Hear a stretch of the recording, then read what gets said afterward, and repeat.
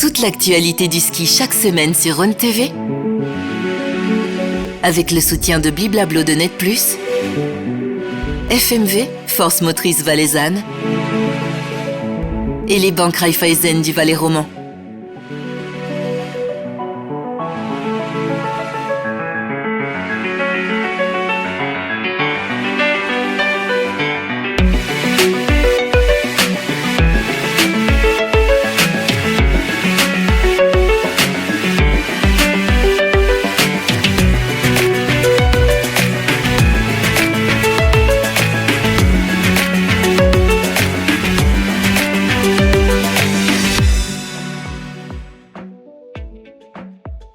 Bonsoir à toutes et à tous dans l'avant-dernière de l'après-ski, l'émission qui décortique et revient sur toute l'actualité du ski alpin. Il vient tout droit de Vezona, c'est à côté, c'était pas très loin, mais c'était intense après une semaine de Coupe du Monde de ski cross. Salut Didier Bombin. Bonsoir Johan. C'était un peu plus loin, c'était à Fiel, c'est en Norvège, il était dans l'avion encore il y a quelques heures. Tanguy Neff est avec nous après les finales de Coupe d'Europe de slalom. Salut Tanguy. Salut à tous. On va revenir sur les courses du week-end et les épreuves techniques qui ont eu lieu à Svalbard dans des conditions printanières. On fait une rétrospective des résultats des techniciens romans dans la grosse actu. Pour arriver au plus haut niveau, il existe de nombreux parcours. On parle de celui de Tanguy Neff. Ce sera le MAC de la semaine. Mais avant ça, perdons pas de temps et passons au débrief.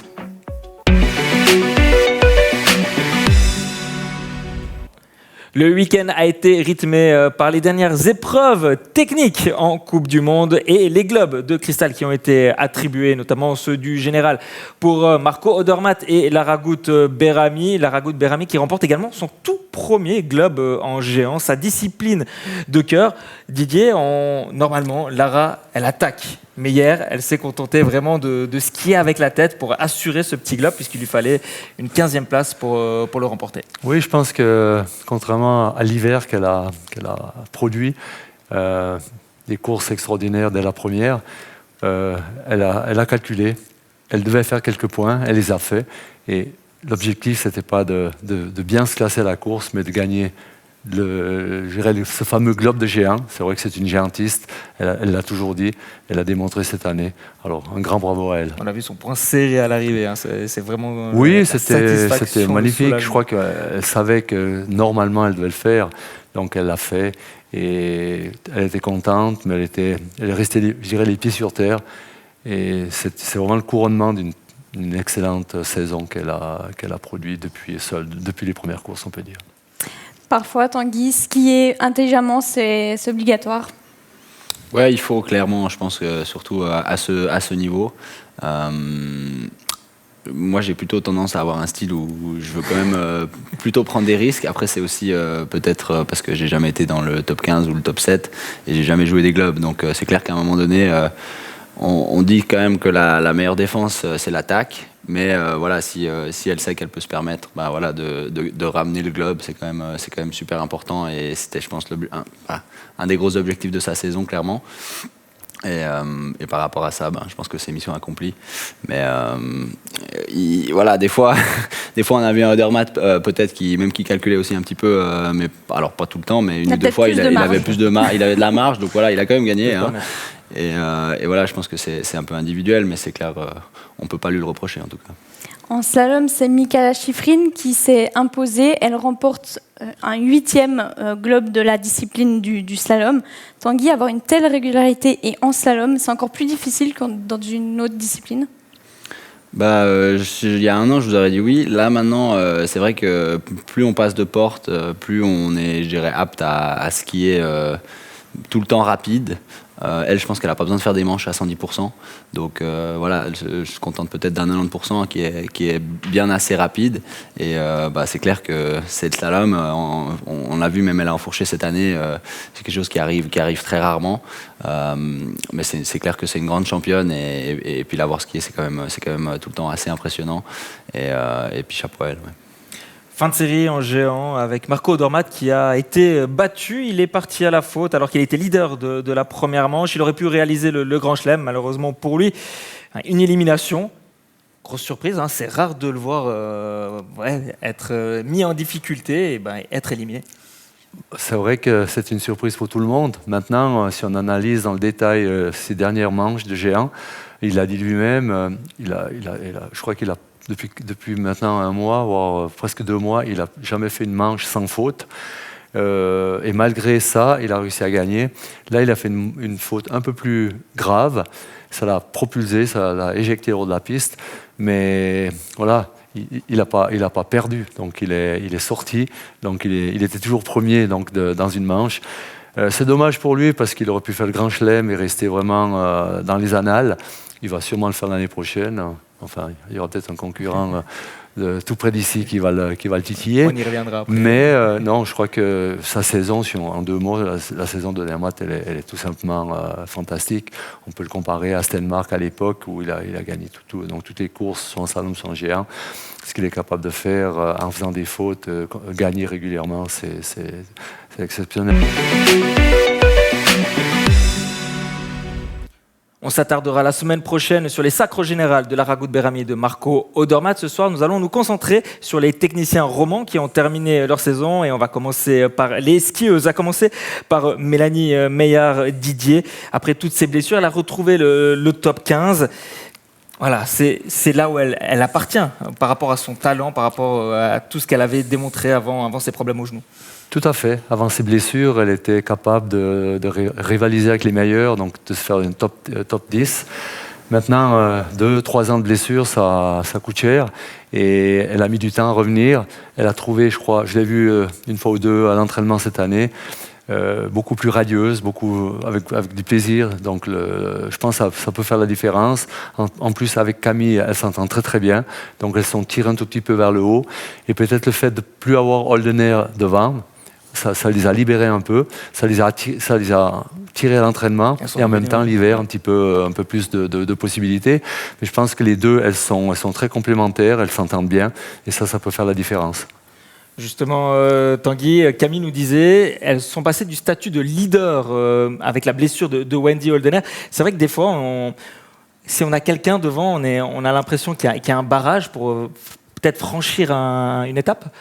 Ouais, c'est clair que c'est peut-être, je vais plus parler peut-être des hommes et comment je le vois, mais après c'est pas directement moi, mais on est tout le temps de toute façon un peu dans l'ombre des leaders en étant derrière. Et du coup, on est aussi dans le confort des leaders que voilà, c'est eux qui prennent la pression des médias, qui prennent les attentes, et puis c'est eux qui ont un peu plus de pression.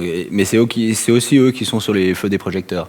Et je pense si on prend par exemple peut-être un Odermatt et puis un Loïc, c'est quand même Loïc était quand même un petit peu des fois dans l'ombre et on a vu là dernièrement, enfin sur la fin de sur la deuxième partie de la saison, je dirais, vraiment. Voilà, plus lui-même déjà, et je pense que c'était assez intéressant de le voir. Tout le monde, enfin certains étaient peut-être surpris de le voir gagner en géant, et nous on a dit, et en slalom aussi d'ailleurs, l'un après l'autre. Et nous on a dit non mais en fait ça fait des années qu'ils skient comme ça à l'entraînement. On était les derniers à être surpris, on savait exactement. Mais il a quand même fallu ce moment, et je pense qu'on le parle depuis le début de l'émission, mais le ski c'est quand même compliqué et il faut qu'il y ait beaucoup de choses qui s'alignent, que ce soit être radieux, donc c'est-à-dire avoir du plaisir, que ce soit d'avoir techniquement être capable physiquement d'avoir les possibilités d'être là, et puis c'est clair que tout ça fait que ça peut marcher ou ça peut marcher un petit peu moins bien, et le voir là actuellement avec Loïc, c'est cool, et lui je crois qu'il a même dit il a envie que la saison dure plus longtemps. Mais donc voilà, on se réjouit déjà de la saison prochaine. On y reviendra un peu plus tard sur le cas précis de Loïc Meillard.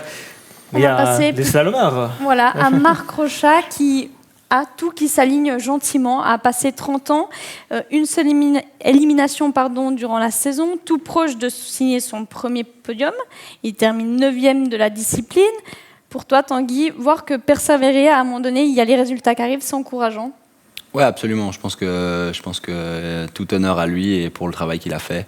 Je pense qu'il a eu des blessures, il a eu des saisons difficiles. Il est revenu de loin, et de le voir réussir aussi brillamment, en tout cas cette saison, ça fait vraiment Ouais, c'est inspirant et puis c'est clair que dans mon cas peut-être si je peux me permettre, ça motive de dire que voilà c'est peut-être plus ça le chemin qu'il faut suivre et de construire gentiment et de chercher voilà la consistance en slalom.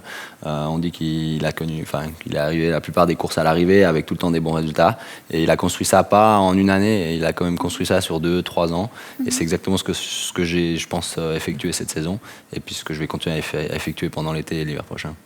De son côté, Lucas Erni est en progression. Didier, qu'est-ce qui lui manque pour atteindre ce top 15 et être plus régulier? Je pense que Lucas revient maintenant à un bon niveau. Il était un petit peu malgré lui sacré champion du monde. C'est pas facile à gérer, donc c'était une excellente saison, mais ce qui a suivi c'était un peu compliqué. Je pense qu'il a eu quelques soucis aussi de matériel, problèmes de physique aussi. Donc quand tout ça, justement pour que tout fonctionne, il faut être bien aligné. Et là il est en train de retrouver son niveau.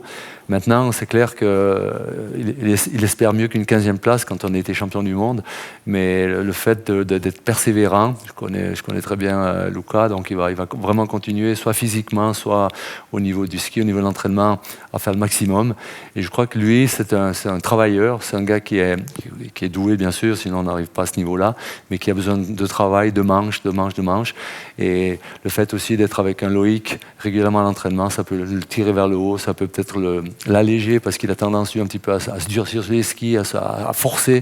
Je pense qu'il y a plein de choses qu'il va falloir, je dirais, légèrement améliorer, mettre en place, mais je pense qu'il est sur le bon chemin. Et puis, alors lui, il y croit vraiment. Daniel Liu, lui, a connu une saison en montagne russe des très hauts avec cette victoire à Chamonix, des très bas avec seulement 3 points inscrits lors des 3 dernières courses. C'est ça, c'est toujours le même problème récurrent, il peine toujours à être performant sur tous les types de neige. Alors ça, c'est exactement ce qu'on parlait tout à l'heure, la régularité en slalom, c'est je dirais ce qui fait la différence d'un grand champion d'un autre, c'est pouvoir s'adapter à toutes les neiges. Et là, on a vu cet hiver, il y a eu toutes sortes de neiges, du sel, du dur, du mou, enfin toutes les conditions. Et lui, je pense, c'est un coureur qui a besoin de beaucoup de temps pour s'adapter, ou alors il a vraiment un type de neige qui lui convient, et le reste, il est un petit peu à côté. Et là, voilà, là c'est l'exemple flagrant. Malheureusement, on a vu un slalom, il était vraiment à côté, mais il n'a pas fait de faute. En plus, il n'a pas fait de grave faute. Et il perd la première à la dernière porte, un peu de temps. Et au bout du compte, donc il est à la finale pour rien, on peut dire. Il y a encore Ramon Tseinezern, c'était peut-être la moins bonne surprise dans le camp helvétique cette saison. Il ne s'est pas qualifié pour les finales. Tanguy, toi qui as eu l'occasion de le côtoyer durant cette saison, c'est vraiment les problèmes de dos qui l'ont un peu perturbé. Il n'a pas pu s'entraîner comme il le souhaitait. Ouais, absolument. Et puis, c'est comme on disait, c'est difficile. Donc, quand ça va pas, ça va souvent de moins en moins bien. Et après, on commence peut-être à réfléchir. Et puis, clair que quand tu as la santé qui pose des doutes, on a des doutes au départ. Et après, en slalom, je pense qu'il faut vraiment compter sur l'instinct. Et puis là, il a peut-être perdu un petit peu de ça, malheureusement. En parlant de roman, le roman de la saison, c'est Loïc Meillard. On ne le stoppe plus en cette fin de saison.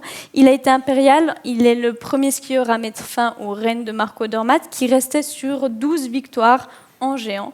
Il est assuré d'être 2e au classement général, mais aussi 2e en géant et 4e en slalom. Tanguy, la confiance qu'il a retrouvée en fin de saison, ça a fait toute la différence. Ouais, absolument. Et je pense qu'il l'a dit. On a vu malheureusement que le début de saison avec les nouvelles fixations était peut-être un petit peu compromis. Et puis ça, il a tout de suite, on perd la confiance, on commence à réfléchir, on se dit mais qu'est-ce qu'il joue pas, et je pense que par rapport à ça, en tout cas, il a super bien réagi parce qu'au final, il a quand même assez rapidement, même ça a pris quand même quelques courses, quand même assez rapidement retourné la tendance. Et puis maintenant, on le voit à son vrai niveau, et je pense qu'on voit 2 grands champions un peu se tirer la bourre, et c'était pas ennuyeux de voir skier Odermatt, mais c'était ennuyeux de le voir gagner tout le temps. Justement, Didier, si Loïc avait été à son plein potentiel dès le début de saison, aurait-il pu rivaliser avec Marco Odermatt pour le général ? Oui, je pense sincèrement. Je pense que s'il avait eu un tout petit peu plus de chance en début de saison, c'est pas de sa faute lorsqu'on perd le ski 2 courses d'affilée. Donc là, c'est compliqué. En plus de ça, il a pas douté. Je pense que les médias l'ont pas ménagé en début de saison, faut le dire franchement. Donc pourquoi ça va pas mieux, pourquoi. Donc il était un petit peu irrité de tout ça. Mais je trouve qu'il a vraiment très très bien réagi, être capable de réagir comme ça, continuer à croire en soi, à s'entraîner et ensuite à finir une saison comme il le fait. Je trouve que c'est fantastique. Donc vraiment, Loïc, une saison, je dirais pas en Dancy, une saison qui devait fonctionner et qui malheureusement Qui a fonctionné sur la deuxième partie. Ouais, donc c'était vraiment un gros parcours qu'il a fait. Nous avons d'ailleurs rencontré Loïc Meillard, c'était jeudi dernier à Salbar, avant les épreuves finales en technique. Il analyse sa saison et il revient sur son nouveau statut.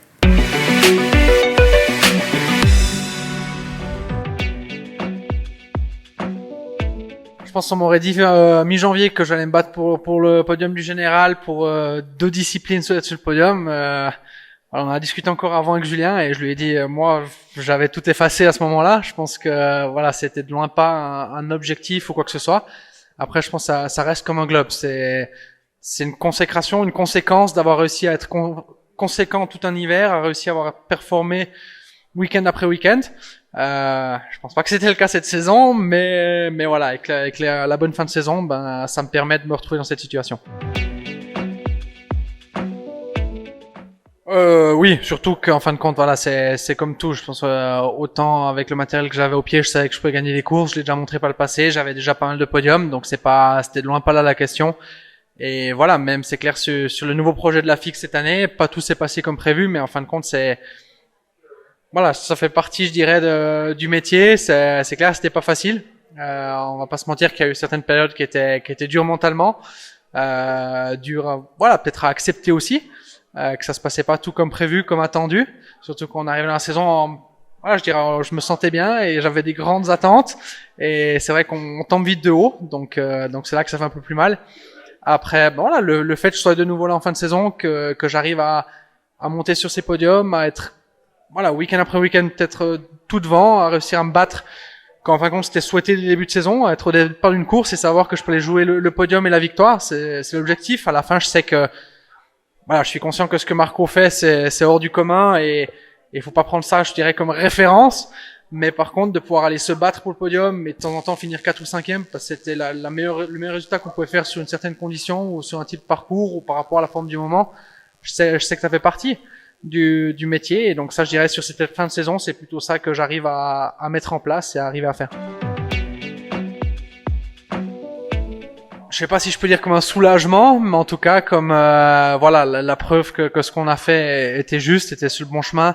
Voilà, ça montre que tout ne peut ne pas fonctionner comme attendu, comme souhaité au début, mais ça veut pas dire qu'il faut pas continuer à travailler. On a continué à croire, je dirais, au projet en général, à croire dans la direction dans laquelle on travaillait. On a essayé de, voilà, gentiment de reprendre confiance et c'est comme je l'ai dit le week-end d'Aspen, c'est en 2 courses on perd une confiance, mais il en faut 10 pour la retrouver. C'est plus facile à dire qu'à faire et voilà, malgré peut-être quelques bons résultats quand même, il faut prendre le temps, il faut faire les kilomètres, se ressentir vraiment à l'aise et là je dirais que c'est plutôt, voilà, tout s'est mis en place au bon moment et on a réussi après à enchaîner et à utiliser l'expérience qu'on a accumulée les dernières années pour en fin de compte pas être juste un jour sur le podium mais être chaque jour dessus. Honnêtement, je m'en fiche pas bien mal. Je pense, voilà, c'est ce que j'ai déjà dit. Wawrinka, il a une carrière qui est exceptionnelle. Il y a un tennisman qui aimerait avoir la carrière qu'il a. Et donc voilà, c'est pareil. C'est pas parce qu'il a moins réussi à atteindre de résultats, avoir gagné moins de tournois, qu'il a pas une carrière exceptionnelle, que c'est pas un super gars qu'il faut en profiter. Et donc voilà, je dirais c'est chacun à son niveau, chacun donne le meilleur soi-même et on atteint ce qu'on arrive à atteindre. Je pense qu'on s'en rend surtout compte avec voilà, peut-être avec des gens avec qui on discute et qui nous disent que vous avez plus tendance à regarder les courses de ski et ils se retrouvent peut-être avec des amis le dimanche ou le samedi, ils regardent la course ensemble et ils mangent quelque chose et le fait de procurer ces émotions voilà, je dirais à tout un peuple, à réussir à les faire regarder de nouveau notre sport en fin de compte, parce que c'est quand même le but, c'est que tout le monde regarde notre sport et ait plaisir à regarder le ski, à vivre ces émotions avec nous. C'est vrai que ça c'est assez fantastique.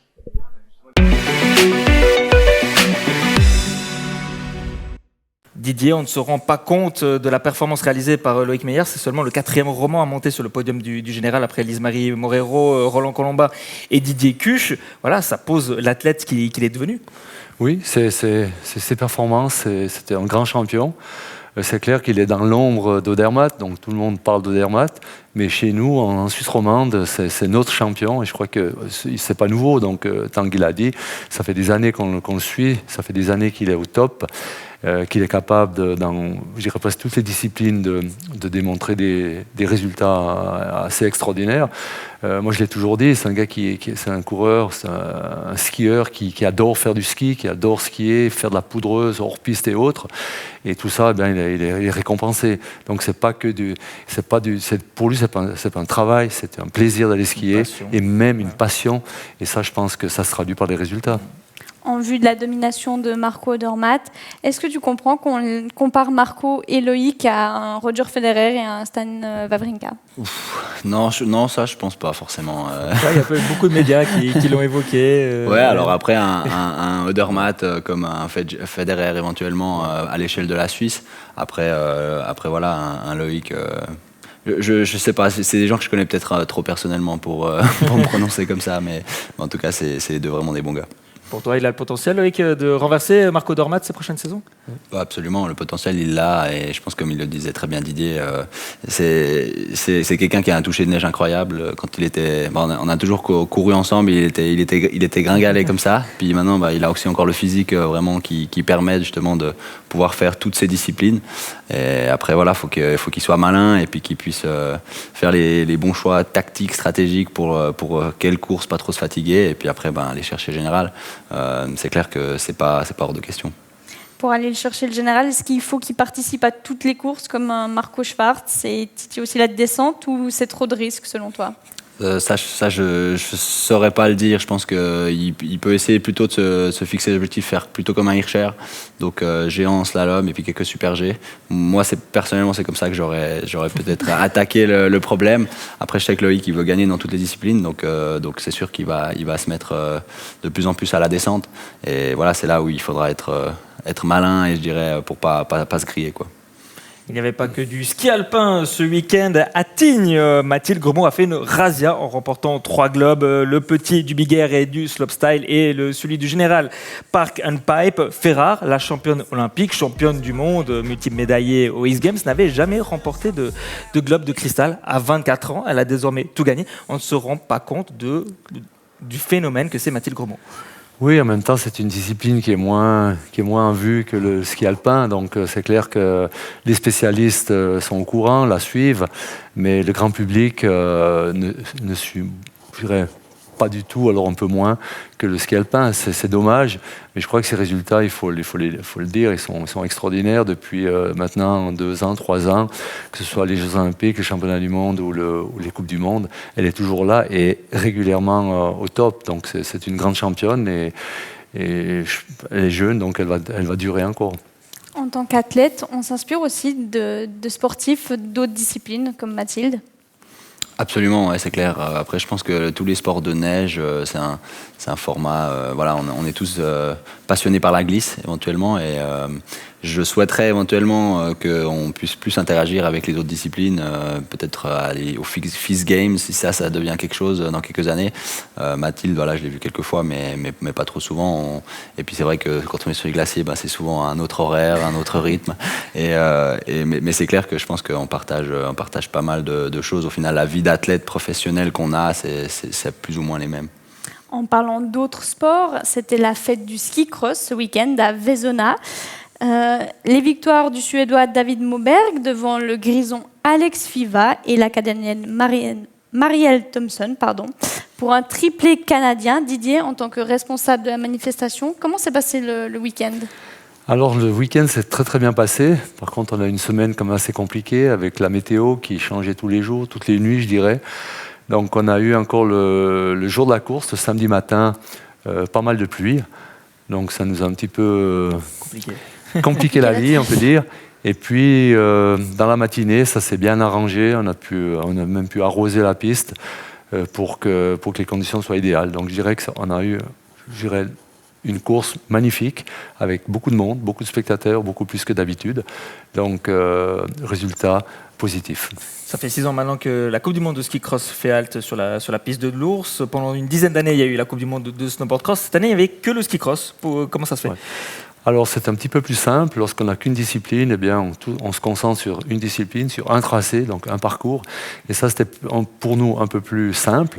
Maintenant, c'était la 15e édition. On a eu 10 années de suite que le snowboard. Donc, ça se passait très bien. Par contre, les 4 années qu'on a organisé les 2 disciplines sur 1 voire 2 semaines, c'est clair que c'était extrêmement lourd pour l'organisateur.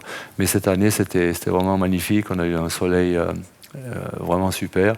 Et puis, des retours très intéressants des coureurs. Donc, un parcours qui était... Il faut savoir que les parcours, ce n'est pas nous qui les construisons, c'est la FIS, ce sont les shapers, ce sont des professionnels.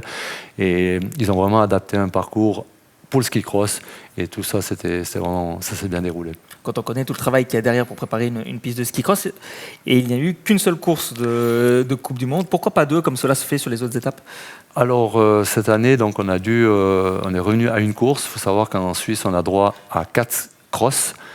Et Saint-Moritz, Saint-Moritz organise, donc, pour pré-championnat du monde, donc, organise 2 courses, un ski et un snow. Donc, Arosa organisait 2 courses, sont descendus à 1, et nous, comme on avait 2 courses, on est aussi descendus à 1. Donc là, maintenant, on est à une course. À partir de l'année prochaine, Saint-Moritz organise les championnats du monde donc de freestyle. On retourne dans un tournus normal, donc à nous de décider si on en prend 1 ou 2 courses. Pour un tel événement, il faut une certaine quantité de neige. Combien de temps il vous faut pour l'obtenir? Alors cette neige, on l'a produite dès le début de la saison, dès les premiers froids, on peut dire. Donc on fait des réserves de neige. Une partie de la piste, c'est une partie qu'on utilise tout l'hiver, donc c'est tout bonus pour tout le monde. Et puis le reste, donc on fait des réserves. Et à peu près, je dirais, entre 15 et 17 jours avant la compétition, on a justement ces spécialistes qui viennent avec des machines pour construire le parcours. Et cette question récurrente qui vient chaque année, il y a la Coupe du Monde de snowboard cross, de ski cross et celle de ski alpin. Alors le ski alpin, je crois que la piste est prête, la neige, les conditions sont toujours bonnes. Donc après, c'est clair qu'au niveau de la FIS, si la FIS campe sur ses positions au niveau du règlement, donc ce sera compliqué pour nous d'avoir une Coupe du Monde. Mais je pense qu'après une saison comme nous avons vécu, avec des difficultés au niveau de la météo, je pense qu'il y a peut-être moyen de discuter et revoir certaines positions au niveau de la FIS. Beaucoup de skieurs alpins passent au ski cross. Tanguy, est-ce que tu y as déjà pensé ou pas du tout? Non, ça m'a jamais traversé l'esprit. Pas une reconversion professionnelle? Je verrais peut-être plus en freeride, mais et encore. On voit à l'extrême d'ici quelques années. J'ai fait le bec d'Eros, le couloir normal, disons. Dogleg. Ouais, exact. Pendant l'hiver, et ça m'a déjà. Alors c'était sympa, mais je me voyais mal sauter des falaises à cet endroit-là. On ne serait pas étonné de te voir sur le Freeride World Tour, sachant que tu as une carrière un peu atypique par rapport à d'autres athlètes. Tu es notamment parti aux États-Unis pour suivre des études, continuer ta passion du ski. C'était en 2018 à Dartmouth College, je le dis juste. Très bien dit. Magnifique. À l'origine, pourquoi ce choix? Alors à l'origine, c'était un peu compliqué. Ça a commencé à Crans-Montana avec Marius Rebir, malheureusement, mais je me suis cassé la jambe à la descente des championnats suisses, alors que je jouais une bonne place, je dirais, sur le podium. Et puis ça, c'était à ma 4e année à Brigue, et ça m'a un petit peu calmé dans mon élan. Et mon père m'a appelé, alors je me rappellerai quand même toujours, mais c'était un peu rude, mais il m'a dit, faut que tu trouves quelque chose d'autre à faire, quoi. Parce que voilà, c'était les âges critiques, quoi. 4e année à Brigue, soit c'est ski, soit c'est autre chose, ski cross. Ça passe, soit ça casse. Voilà, exact. Et du coup, c'est à ce moment-là que je me suis dit, mais en fait, il y a ce circuit-là, et il y a ces universités aux États-Unis. J'ai toujours été assez attiré par cette idée. L'anglais, c'était pas forcément trop un problème, même s'il a quand même fallu travailler. Et puis après, c'est vrai que j'ai quitté un peu le système suisse en me disant, voilà, je vais aller aux États-Unis, et puis je ferai du ski pour le plaisir. Et c'est vrai que la Coupe du Monde, c'était pas plus forcément l'objectif principal. Et puis en fait, ça, c'est vrai que ça, de fil en aiguille, il y a eu des bons résultats. Je pense que peut-être tout le talent et les quelques années, le travail à Brigue a payé en fait à ce moment-là, et c'est allé assez vite en fait, parce qu'après la première saison, j'étais déjà dans les 60-70 premiers mondiaux au niveau des points FIS. Ensuite, top 7, c'était dans une discipline. Ensuite, la deuxième année, c'était dans les 2 disciplines, donc géant et slalom. Et puis après, la troisième année, j'ai pu faire ma première Coupe du Monde. Et puis là, c'est vrai que c'est allé aussi assez vite. Ouais, typiquement, c'est grâce à tes résultats dans les courses universitaires et également en courses NORAM. Ça implique énormément de déplacements, parce que le continent nord-américain, on va pas comme ici, on va à Vercorin. Financièrement, comment on gère ça? Comment on gère aussi ces voyages? Ouais, alors après, je pense que les voyages, c'était pas forcément l'aspect le plus compliqué à gérer financièrement. Il faut savoir que l'université, elle nous chargeait déjà une somme assez large, je dirais, pour en tout cas faire partie des cours. Et moi, j'ai choisi une université peut-être académiquement un peu plus forte. Et du coup, j'avais pas de athletic scholarship, donc pour les qui payerait pour mon écolage. Donc en fait, moi, je devais simplement payer pour mon écolage, qui était déjà très très cher. Mais après, heureusement, le programme de ski de l'université prenait en charge tout le reste et tous les déplacements. Et puis après, c'est vrai que c'est des voyages un peu plus loin, mais il y a des séries sur la côte ouest. Ensuite, il y a des séries sur la côte est, et nous, on était déjà sur la côte est. Donc après, voilà, c'est quelques heures de voiture. Et donc c'est vrai que ça s'est fait assez bien. Et c'était aussi la stratégie. Alors je disais que la Coupe du Monde, on n'y pensait plus trop, mais c'était aussi la stratégie en se disant, il y a quand même toujours la possibilité de faire des NORAM et puis de un peu court-circuiter en fait le circuit de la Coupe d'Europe qui, je pense que les derniers jours ont encore montré, qui est quand même très très dense et qui est quand même très très compliqué. Tu as fait des émules, Loïc Chable, Élise Itter sont maintenant aux États-Unis. Didier, est-ce que c'est un parcours que tu conseillerais aux jeunes? Mais bien sûr, c'est une porte d'entrée différente de celle qu'on connaît. Donc il a parlé de briques, donc c'est une possibilité. Donc on peut faire ses études et en même temps lorgner, essayer de rentrer à Suzuki. Mais son parcours, je trouve, c'est un exemple pour les jeunes. Je dis pas pour ceux qui ont des difficultés, mais ceux qui sont justement qui ont envie d'étudier et puis qui veulent pas nécessairement rester en Suisse. Je pense que c'est un parcours exemplaire. Il faut le conseiller. Je trouve que c'est magnifique. Oui. D'ailleurs, on ne sort pas forcément des radars. Tu étais toujours en contact avec la fédération pendant que tu te trouvais sur place. Comment ça se passait, les relations avec Swiss-Ski? Ouais, alors ça, c'est vrai que c'est quelque chose qui était, je dirais, nouveau. Et on a été surpris en bien. Je pense que c'était au championnat du monde junior. Je suis allé présenter un peu mon projet à Beat Schur, qui est maintenant chef des femmes. Et avant, il était chef de la relève. Et je lui ai dit, voilà, il y a cette offre-là, qu'est-ce que tu en penses? Comment ça pourrait jouer avec Swiss-Ski? Et puis on n'en revenait pas, j'étais avec mon papa. Et il a dit, si j'étais toi, j'irais. Et on va faire que ça marche. Ok, d'accord, on signe. et puis c'est vrai qu'à la fin de la saison, j'ai aussi eu les critères pour rentrer dans le cadre C. Et du coup, voilà, le deal, en gros, c'était que l'été, quand j'avais pas les cours aux États-Unis, je pouvais m'entraîner sur les glaciers avec Swiss-Ski. Et puis quand j'étais pas là, j'étais simplement pas avec Swiss-Ski, même si j'étais toujours un athlète et que je représentais les couleurs suisses pendant les courses continentales, pas les courses universitaires, mais les courses NORAM donc. Et puis voilà, c'est vrai que après la première année, du coup, j'étais dans le cadre B, des nouveaux entraîneurs. Là, j'ai commencé déjà à être plus en contact avec les équipes, je dirais Coupe d'Europe / Coupe du Monde, donc avec Tom Stauffer. Et puis ça, voilà, le contact était peut-être pas tout le temps évident à garder, mais ça m'a permis en tout cas de faire des préparations, je dirais, optimales pour arriver à performer l'hiver. Il faut savoir aussi que je suis un athlète, je pense, j'ai besoin, ou en tout cas à l'époque, maintenant c'est un petit peu différent, mais j'avais besoin un peu moins de jours de ski pour pouvoir arriver à une course et pouvoir être assez performant. Parce qu'il faut savoir que de septembre à novembre, on était à fond dans les classes, enfin vraiment, on prenait les cours, les examens, et on n'avait pas trop les possibilités de skier. Donc physiquement, voilà, on s'entraînait beaucoup, mais on skiait pas beaucoup. Et en mi-novembre, début décembre, les premières NORAM, elles arrivaient, il fallait être prêt. Donc voilà, c'est peut-être pas forcément pour tous les athlètes qui ont besoin, voilà, de faire énormément de jours avant les premières courses, mais pour moi, ça a convenu. Tu as été surpris de recevoir une convocation pour aller faire le slalom de Lévis Non, pas du tout. Non, c'était vraiment un objectif que j'avais déjà pendant tout l'été. C'est vrai que j'avais fini ma deuxième année là-bas assez fort, je dirais. J'avais fini en étant, je crois, 45, 50e mondial au niveau des points FIS en slalom. Et donc, c'était quelque chose c'est vraiment l'objectif. Donc, j'étais resté l'été pour faire les cours. Et ensuite, j'avais pris tout l'automne pour vraiment me préparer avec l'équipe de la Coupe d'Europe pour aller faire Lévis. Et je me rappelle, on a fait la qualification au nord avec Samuel Bissig et Noël von Grungen, puis il y avait 2 places pour 3 athlètes. Donc par rapport à ce qu'on a ces jours, c'est vrai que c'était un petit peu moins compétitif, mais il fallait quand même se qualifier et puis ça, voilà, c'était quand même tout le projet l'été et dans la continuité de faire ça, et je savais que j'allais probablement pas avoir beaucoup plus qu'une chance. Et surtout, c'est que tu as su saisir ta chance, puisque tu as terminé 11e pour ta première course de Coupe du Monde. Ça, c'est hallucinant, hein. Première étape, et voilà, on performe. Ouais. Bon, faut pas se tromper, c'est pas une porte d'entrée plus facile, hein.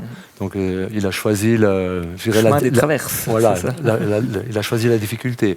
Maintenant, c'est clair qu'avec l'entraînement, si on a le niveau, il y a une possibilité. Le fameux cadre que Swiss-Ski avait mis en place, donc il y a quelques années, le fait de rentrer comme ça, au début, je dirais, ça les a un peu déstabilisés. Les chefs, qu'est-ce qu'on fait avec, et donc tout ça. Donc, il faut savoir qu'au départ, il y a une sélection qui s'effectue. On doit passer par cette sélection et ça s'arrête là. Et le fait de venir de l'extérieur comme ça, de proposer donc de s'entraîner ou alors de se qualifier, je pense que c'est un grand plus. Et maintenant, je pense que d'autres coureurs vont en profiter de cette. Mais je dirais qu'il ne faut pas se tromper. Il n'a pas choisi la facilité. Sans avoir entrepris ce voyage aux États-Unis, est-ce que tu penses que tu aurais été au niveau que tu es maintenant ? C'est une question que je me pose souvent, ou qu'on me pose quand même de temps en temps. J'ai pas une réponse claire. Il y a un côté de moi qui dit que peut-être pas, parce que peut-être que j'aurais pas eu autant de plaisir, mais peut-être que d'une façon ou d'une autre, voilà, avec une équipe, un entraîneur, voilà, ça se serait aussi peut-être goupillé très bien, et peut-être que j'aurais appris mes leçons, je dirais, que je suis en train d'apprendre maintenant, ou que j'ai appris pendant les 3 dernières saisons. Peut-être je les aurais appris à ce moment-là, peut-être que ça m'aurait fait aussi peut-être complètement abandonner. Enfin, c'est difficile à dire. En tout cas, c'est vrai que là, ce qui a été fait, comme il disait, je pense que c'est pas le chemin le plus facile. Mais moi, c'est quelque chose qui me motivait à fond, et je pense que pour moi, en tout cas, c'était un choix idéal. Et c'est souvent ce que je dis aux plus jeunes. Je leur dis, c'est pas pour tout le monde. Par contre, voilà, si vous êtes prêts à dire au revoir à papa, maman à un moment, et puis d'aller dans un pays où culturellement c'est quand même bien différent, et puis avoir la possibilité. Voilà, je dis souvent, l'attente c'est pas de faire comme moi, mais voilà, si vous avez du plaisir, déjà c'est mission accomplie. Et puis après, si vous êtes capable, je pense qu'actuellement on n'a pas parlé, mais il y a Gianluca Baum, je crois, qui est sur la côte ouest et qui cartonne, exact. Donc voilà, il y a des jeunes qui m'ont dit, il fait comme toi. Et à voir, c'est tout ce que je lui souhaite en tout cas. Est-ce qu'en Coupe du Monde, il existe d'autres parcours atypiques comme le tien ? Oui, je pense que en tout cas, le premier qui m'est venu à l'esprit, c'est AJ Guinness, le fameux grec. Sinon, lui qui a eu le typique, le parcours, je dirais, américain, mais voilà, qui a, en tout cas, pour arriver à la Coupe du Monde, passé cette dernière étape, et qui a super performé la saison passée. Et cette saison, c'était un peu moins bien, même si ça reste tout à fait correct. Lui, il a un parcours aussi tout à fait atypique, avec énormément de blessures, puis créer une fédération, je dirais, de rien. On va voir comment ça va se présenter avec notre ami Bratton la saison prochaine, mais je pense que ça présente certainement des challenges, surtout pour des pays qui sont pas... Moi, je dis toujours, je suis très chanceux d'être suisse et d'être à Swiss-Ski. On a la meilleure structure du monde, et c'est pas pour rien qu'on a aussi les meilleurs athlètes du monde. On dit souvent que le ski est aussi un sport peut-être de riche, entre guillemets. Il faut souvent avoir des parents derrière qui aident, qui font des sacrifices pour les voyages, pour mettre de l'argent, pour aider ses enfants. Il y a l'exemple de Daniele Sette, qui est fils d'immigrés italiens, qui lui vendait des gâteaux pour financer ses courses. Voilà, si on n'est pas forcément d'une famille qui a les moyens, ça devient beaucoup plus difficile aussi. Ouais, alors après je pense qu'en Suisse on est quand même assez bien soutenu par que ce soit des entités, je dirais, fédérales ou bien voilà, même cantonales. C'est clair que ça reste, le ski c'est un sport de riche, c'est même un hobby plutôt de riche, même si voilà, ça se démocratise. Je pense qu'en Suisse on a plutôt de la chance, et par contre par exemple aux États-Unis c'est complètement différent. Là c'est ultra élitiste, tu peux pas faire du ski si t'es pas très très riche, quoi. C'est pas possible. On voit déjà au prix pratiqué par les stations de ski qui sont affolantes, hein. L'idée, tu abondes dans le même sens. Je pense qu'en Suisse on a pas mal de soutien, donc il y a les clubs qui aident énormément. Je dirais que jusqu'à un certain âge le ski pour une famille est possible. Donc, comme j'ai dit, les ski clubs en principe aident les familles, aident les jeunes, mais il faut surtout des parents motivés à faire des efforts financiers, oui, mais aussi au niveau du rythme de vie. Donc, se lever régulièrement tous les week-ends pour amener son fils ou sa fille dans une course. c'est pas simple. Donc on sacrifie un petit peu de sa vie, mais en même temps, ça solidifie un petit peu les liens d'une famille. Donc il faut des parents quand même motivés, pas nécessairement du milieu. Donc ça peut être des parents qui viennent de l'extérieur, mais motivés. Et puis après, des aides. Le fait de suivre la filière traditionnelle dans une région comme le Valais, on sait que les clubs sont structurés, ont des possibilités, ont des moyens financiers, donc pour aider justement. S'il y a des talents, on va les aider.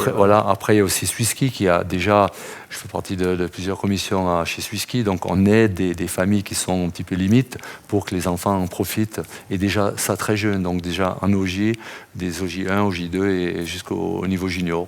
Mais c'est clair que ça reste quand même assez, au niveau financier assez lourd, on peut dire.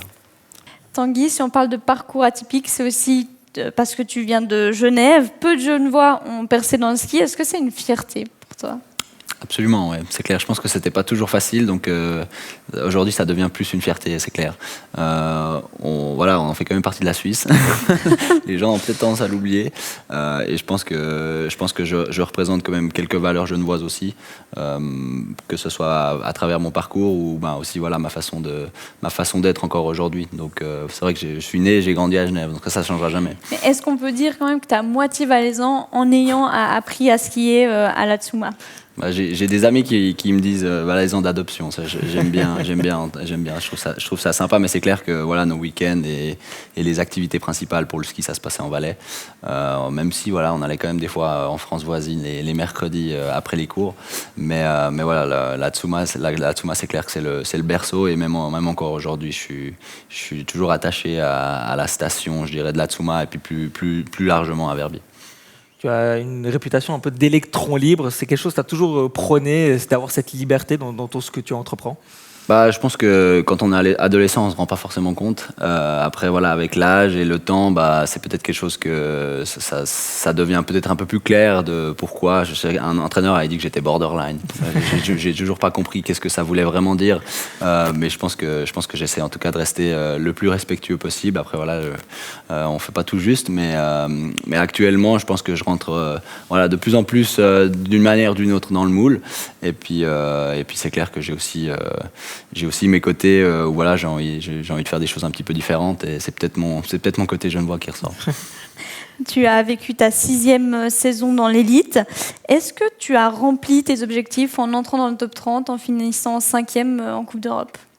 Absolument, ouais. L'objectif principal de la saison, c'était de finir dans le top 30. J'ai fini 29e en slalom, donc ça montre que le changement de matériel, il a porté ses fruits. Je pense que j'ai montré que je pouvais arriver à l'arrivée, ce qui est plus ou moins relâché, et je pense que j'ai aussi les gens étaient peut-être un petit peu frustrés parce qu'ils attendaient peut-être un peu plus, ils attendaient peut-être plus du Tanguy avec des gros résultats, mais c'était pas l'objectif principal de cette saison. Et donc vraiment à l'entraînement, on n'a pas travaillé cette top speed, ce qu'on dirait. J'ai pas cherché les prises de risque maximales, et c'est quelque chose qui va devoir revenir parce que le but, c'est quand même de gagner des courses, on est quand même des compétiteurs, mais là il fallait vraiment retravailler la base. Je pense que c'était des années plus compliquées que je le laissais peut-être paraître sur le moment, que ce soit au niveau du matériel qui induisait des doutes, etc. J'ai eu de la chance, je suis resté physiquement, je dirais, en bon état, mais par rapport à ça, c'est clair que cette saison, c'est très bien réussi, et puis je me réjouis déjà énormément parce que, pour la saison prochaine, et puis pour tout ce qui va arriver cet été. Je pense qu'on a un programme, on en a déjà un petit peu parlé, mais je me réjouis énormément de voyager et de continuer à skier à fond. Et en général, comment analyses-tu ta progression durant ces années de Coupe du Monde ? C'est vrai que c'était un peu... C'était très rapide, je dirais, au début, et c'est vrai que quand je regarde même encore mes classements, j'ai quand même... une fois, j'étais, je crois, 17e ou 20e, je sais plus, de la VCSL à la fin de la saison, et ça, c'est déjà solide. J'ai raté le top 15 à une course, ça se jouait à une course près, et puis c'est vrai que j'ai aussi eu des résultats, j'ai quand même gagné une première manche, et... je me suis plutôt bien battu en deuxième manche aussi, donc ça c'est clair, c'est des choses qui restent, c'est des choses, je pense que tant que je vais skier, qui vont encore me pousser et me faire rêver, me faire aller de l'avant, et c'est encore absolument ce que je recherche. Et c'est vrai que cette saison, je me mordais un petit peu les doigts parce que j'avais envie d'aller à fond et de et de faire ces gros, peut-être ces exploits, et voilà, mais on peut pas aller plus vite que la musique à un moment donné. Il faut savoir se reconstruire et se reconstruire de la bonne façon. Je pense que le meilleur exemple ultime, c'est Odermatt, comment il a construit ça sur les années. Je me rappelle quand je skiais contre lui en course FIS, c'était pas non plus... il skiait très bien, mais je trouvais que techniquement, voilà, c'était pas fou, et il avait des résultats corrects, mais il faisait souvent des fautes. Mais ce qui était absolument impressionnant, et je pense que ça c'est le talent de Odermatt, c'est que les fautes qui lui arrivent ne lui coûtent rien. Et ça a toujours été le cas. Il a une capacité incroyable à faire ça. Et puis tout le reste, voilà, il a construit autour, je pense que un véritable petit empire autour de sa carrière. Didier, pour toi, c'est important de repasser par les bases, de trouver cette constance sur les skis pour ensuite pouvoir lâcher les chevaux? Oui, tout à fait. Je pense qu'il faut mettre une structure en place. Bon, Tanguy l'a dit, il a un peu sa structure, son chemin, mais je pense qu'à tous les niveaux, et chaque compétiteur a besoin d'avoir une structure autour de lui. Elle ne doit pas être trop grande, mais je dirais importante. Pour de temps en temps, quand ça va moins bien, revenir, essayer de se reconstruire. Alors, je pense que ça, c'est encore une fois, c'est le talent du champion. C'est que quand ça va bien, tout le monde tourne autour, tout va bien. Et quand ça va un peu moins bien, il faut essayer de trouver cette structure pour se relancer. Et souvent, certains athlètes se dispersent un tout petit peu, écoutent dans tous les sens tout ce qu'on leur dit. Et si l'athlète n'arrive pas à faire un tri ou alors se protéger un tout petit peu, c'est compliqué. C'est ce que Loïc a très très bien fait cette année. Il s'est reconcentré, il s'est retrouvé avec ses proches. Ça n'est pas nécessairement que l'entraîneur, ça peut être d'autres personnes proches qui l'ont relancé et en même temps remis sur le bon chemin. Tu parles de structure, typiquement cette saison tu n'étais plus rattaché au groupe Coupe du Monde fixe, mais tu étais dans un groupe parallèle avec les autres athlètes de Coupe d'Europe de slalom. Ça a été bénéfique? Je pense que c'était bien de changer un petit peu. Aussi pour moi, voilà, ce que Mathéo m'avait dit, c'est voilà, tu vas sur le niveau d'en dessous pour que ça te redonne un petit peu envie. Et je pense que c'était pas complètement faux, et je me suis bien trouvé avec un nouveau coach aussi. Ma relation avec mes coachs, ça a pas toujours, et ce sera jamais facile, je pense. Je pense que, et tous les athlètes qu'on a, on parlait des Audremans, c'est quand même, on est tous des caractères, et voilà, travailler avec nous, c'est pas forcément toujours facile. Et on s'est bien trouvé quand même avec le coach de la Coupe d'Europe, et c'est vraiment lui qui m'a, voilà, conseiller, guider. Je pense qu'il y avait quand même quelques lacunes du fait que voilà, je voulais un peu tout faire moi-même, et je me suis rendu compte de mes propres limitations, de pas pouvoir de pas pouvoir tout gérer, et voilà, je me suis rendu compte qu'il fallait, comme il disait, avoir une structure, quelque chose qui est là pour nous guider un petit peu, que ce soit des petits détails, et ça a assez bien marché cette saison avec Wolfi, et voilà, les attentes n'étaient pas forcément non plus trop élevées, et voilà, maintenant c'était vraiment pour construire ces bases, que ce soit technique, parce que ça c'est quand même vachement important, que ce soit au niveau du matériel, parce qu'il y a eu un changement de marque de ski, et puis maintenant voilà, faudra continuer sur cette lancée. C'est un petit rappel, refresh, mais j'oublie quand même pas mon niveau, et j'espère pas que les gens l'oublient, mais mon niveau des dernières 6 années en tout cas. On va finir cet entretien avec nos questions du tac au tac. Plutôt le Léman ou le lac de Genève? Le Léman quand même. Je suis désolé. Tu t'excuses auprès de la communauté genevoise. Freeride au Japon ou kitesurf aux Caraïbes? Freeride. Parce que je suis plutôt foil que kitesurf. Donc si tu avais dit foil là... Du coup là tu prends le foil. Ça dépend, aux Caraïbes, ouais, sûrement. Le casque, plutôt rose ou noir? Rose. L'informatique ou l'économie? L'informatique.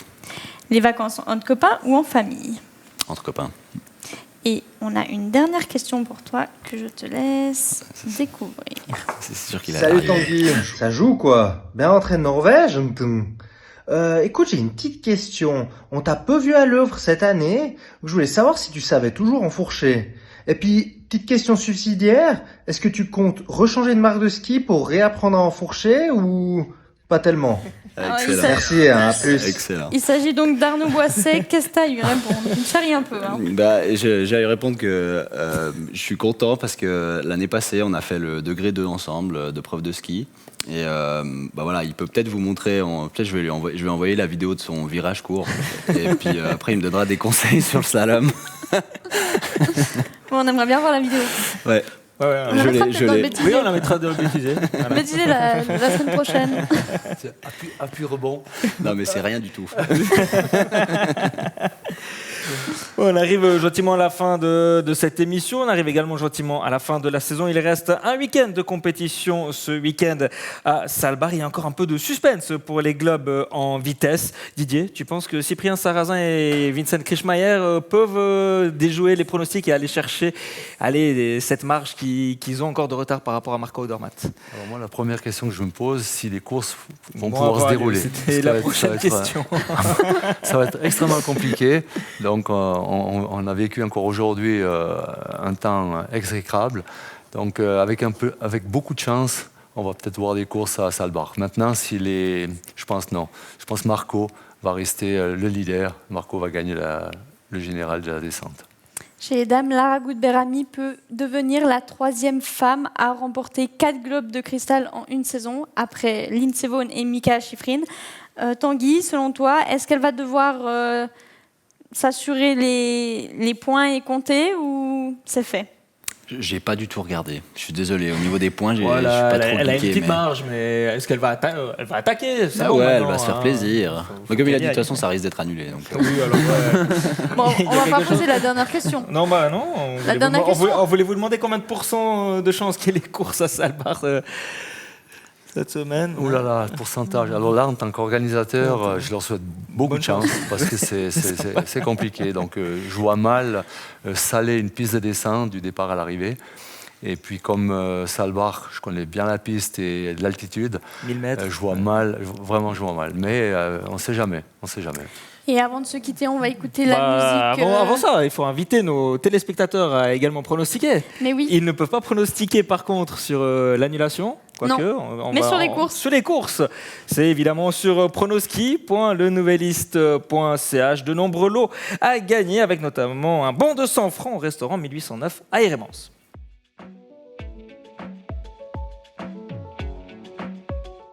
C'est maintenant la musique de Schlager que Tanguy a choisie.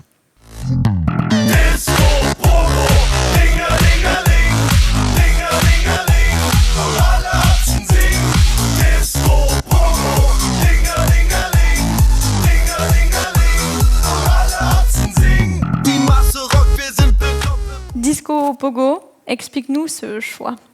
C'est une musique que j'ai découverte à Yuskila quand j'avais je sais pas quel âge, mais à la Lenk, et voilà, les Suisses allemands étaient fous de cette musique, et je pense que ça englobe une bonne partie de la culture suisse, et c'est quelque chose que j'ai amené aux États-Unis, et donc ça étonnerait aucun de mes collègues des États-Unis que j'ai choisi cette chanson, et on l'adore et tout le monde l'adore, parce qu'à un moment donné, quand le drop, quand ça se calme, on fait vraiment que tout le monde s'assied, et après tout le monde saute, donc c'est très enjaillant comme chanson. Vous faisiez des soirées Schlager à l'université? Non, c'était vraiment c'est vraiment la seule chose que j'ai pu amener. Mais les Américains connaissent cette musique, mais ils la pratiquaient pas de la même façon que nous. Donc. Bon, on te remercie d'avoir été parmi nous. On te souhaite une bonne fin de saison. Est-ce que tu seras au championnat suisse? Non, malheureusement pas. Cette année, pas cette année. J'ai prévu d'aller faire des Pro Tours, donc courses aux États-Unis, parce que comme j'avais pas de sponsor cette saison, c'est financièrement un petit peu plus compliqué. Et puis c'est aussi un beau voyage. Donc on va essayer d'aller gagner un peu d'argent sur les courses parallèles aux États-Unis. Bon, on te souhaite bonne chance pour toutes ces courses. Et puis Didier, nous te remercions pour ton partage. Nous réjouissons de te retrouver sur les pistes à Vezona et peut-être à l'après-ski. Merci à vous. Et peut-être à l'après-ski à l'Aletsch Arena ce week-end. La tournée en piste du Nouvelliste continue dans le Haut-Valais. Quant à nous, on se retrouve la semaine prochaine. Ne manquez pas la dernière émission de l'après-ski. Il sera question de Lara Goudberami et de Marco Odermatt qui ont dominé cet hiver. C'est ici, même endroit. Même heure. Allez, ciao, à la semaine prochaine. Ciao, ciao. Au revoir.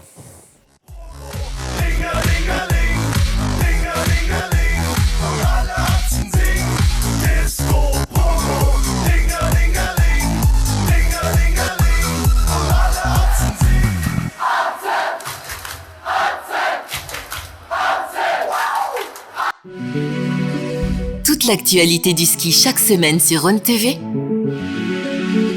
avec le soutien de Biblablo de Net+, FMV, Force Motrice Valaisanne, et les banques Raiffeisen du Valais romand.